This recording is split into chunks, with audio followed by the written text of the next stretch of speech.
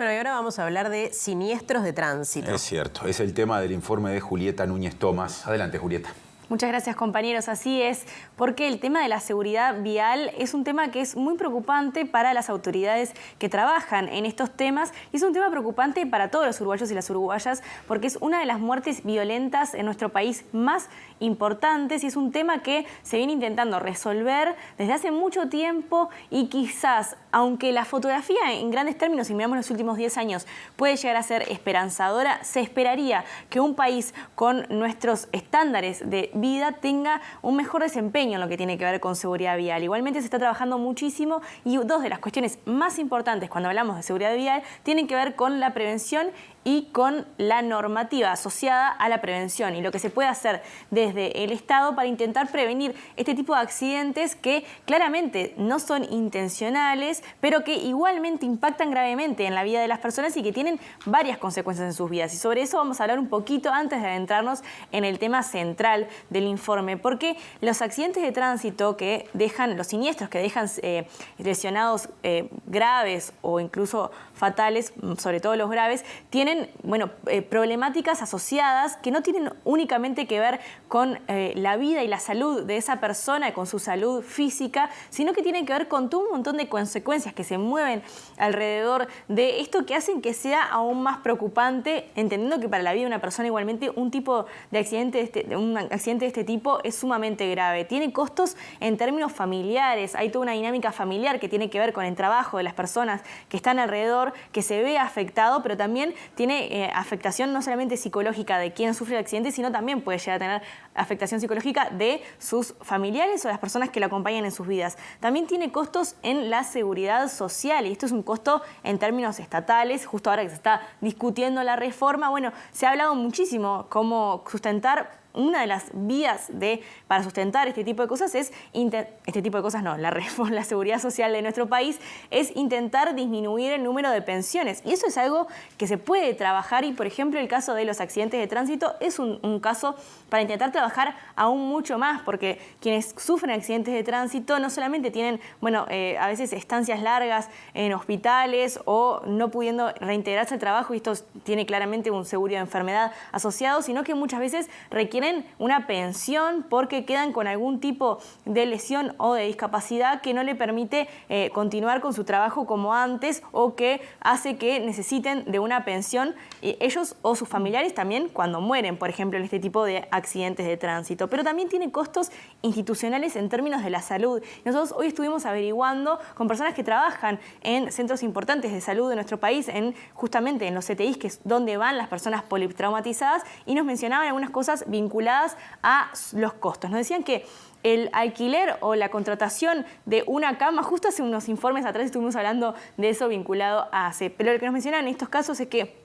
una cama de STI con los requerimientos que tiene una persona politraumatizada grave, dependiendo del tipo también de gravedad, cuesta más o menos $2.500 por día y que las personas que se encuentran en esta situación suelen estar muchos días en STI, no están por un corto periodo, pero además hay costos asociados al tipo de intervención que requiere, muchas veces es quirúrgica o se requieren tomografías, se requieren resonancias, todo esto tiene un costo enorme y lo que calculaban más o menos es que el costo promedio entre los días y las intervenciones necesarias puede llegar a ser de $40.000 por cada persona que sufre un accidente de tránsito de este tipo, que tiene ese tipo de consecuencias en términos de lesiones. ¿Cómo ha sido la evolución en el número de personas lesionadas en los últimos años? Bueno, vamos a pasar a ver ahora en pantalla datos vinculados al último informe que publicó UNACEB, que lo que hace es un cálculo, en realidad tomando en cuenta ya la primera mitad de este año, un cálculo de cómo ha ido evolucionando justamente el total de personas lesionadas en siniestros de tránsito en nuestro país. Y lo que podemos ver es lo que le decía al principio. Cuando estamos viendo la fotografía en términos macro, sí hay una especie especie de bajada, una bajada en el impacto de los lesionados. Si estamos viendo de 2013 a 2022, como lo podemos ver, pasa de 15.397 en 2013, el punto más alto es en 2015, con casi 14.000 personas lesionadas. Bueno, pasa a bajar a partir de 2017, 2018, 2019, baja por debajo de los 12.500, 2020, 2021, cifras extraordinarias que tienen que ver claramente con el impacto de la pandemia, 10.145 en 2020, 10.454 en 2021, pero hay un efecto rebote que tiene que ver con que la movilidad vuelve a la normalidad y vuelven a cifras similares a previos a la pandemia, es decir, en 2022 este es el cálculo que se hace teniendo en cuenta las cifras justamente de la primera mitad del año, se calcula 12.098 más o menos lesionados en este año. Entonces es un número importantísimo, si ustedes toman en consideración lo que ya acabo de mencionar, vinculado a todos los costos asociados a esto, pero también principalmente la afectación en la vida de las personas, en la salud física, en la salud mental, bueno, es una cosa que es importantísimo atender. Nosotros estuvimos hablando hoy con uno de los directores de la Unidad Nacional de Seguridad Vial, Mauricio Viera, que nos mencionaba cuáles son las estrategias que se tienen desde la UNACEV para intentar abordar el tema de la seguridad vial y adelantaba que la educación y que la visibilización de las estrategias de seguridad vial es una de las cosas más importantes para esta unidad. La advertencia y el conocimiento de cuando un conductor se sube a su vehículo es fundamental. Nosotros tratamos de tenemos varias líneas, ¿no? La línea de la educación y la recomendación es la fundamental, porque es la que tenemos que recordar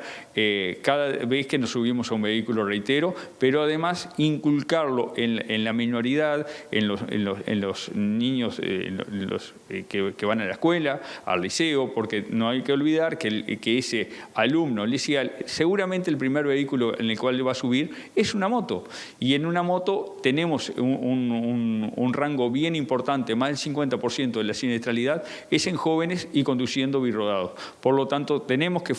seguir focalizando ahí para que los elementos de protección, las conductas no agresivas, todo vayan orientados a preservar el conductor y preservar a quienes lo rodean, ¿no? ¿Y qué se puede hacer para que disminuya este tipo de siniestros? Bueno, hay una cuestión muy importante que tiene que ver, además de la prevención y las campañas de visibilización sobre seguridad vial, tienen que ver en particular con la normativa. Y sobre eso está trabajando también la UNACEV, que está intentando avanzar en la regulación de determinadas cuestiones vinculadas a herramientas, bueno, que tiene el Estado uruguayo, como lo son el control de la conducción. En ese sentido, y vamos a adelantar al final del informe, hay un avance importante que tiene que ver en una nueva estrategia que es la licencia de conducir por puntos, pero también hay otro tipo de estrategias que se están intentando impulsar y que están siendo un poco más complejas en Uruguay, y este es el caso del control electrónico de estabilidad. Es un sistema tecnológico, una herramienta tecnológica que tienen los automóviles, que es una herramienta muy importante, que se viene desarrollando desde hace bastante tiempo, que lo que hace es dos cosas. Principalmente ayudar a que el volante o el conductor o la conductora de un automóvil no se desvíe y que el auto no vuelque cuando hay maniobras precipitadas, pero también mantener al auto dentro de el carril. Y esto funciona controlando las ruedas del automóvil mediante determinados sensores que lo que hacen es ayudar a prevenir mediante el freno y la regulación de la intensidad del motor, bueno, cómo se comporta el auto. Entonces el auto, digamos, tiene un sistema inteligente, o podría tener, algunos tienen y algunos lo deberían tener, un sistema inteligente que comprende qué es lo que está sucediendo en ese momento y hace determinados mecanismos para evitar que los choques sean más graves, que haya vuelcos o que sean más fuertes el impacto de esos choques, ¿no? Y eso lo que hace es realmente disminuir muchísimo las lesiones.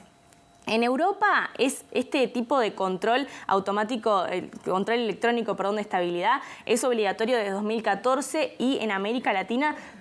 casi todos los países han avanzado en la normativa en ese sentido. Uruguay tiene una iniciativa que tiene media sanción, que es del 2017, vinculado a la obligatoriedad de este tipo de controles en los autos, pero no se ha logrado avanzar en su implementación. Y nosotros hoy le consultamos a Mauricio Viera, director de UNACEB, por qué no se podía avanzar en esta herramienta tan importante, y lo que nos mencionaba es que el mercado automotriz uruguayo, el 80% del mercado proviene de Brasil. Brasil no ha avanzado en esa normativa, en este tipo de herramientas tecnológicas para los automóviles, y eso lo que hace es impedir que llegue a Uruguay. Claramente aquí hay una decisión y un lobby empresarial vinculado a las empresas automotrices que no quieren hacer esta modificación. Lo que nos explicaban algunos expertos es que en realidad la modificación en términos económicos no es tan cara, y la modificación en términos de calidad de vida y impacto en la seguridad vial es muy importante.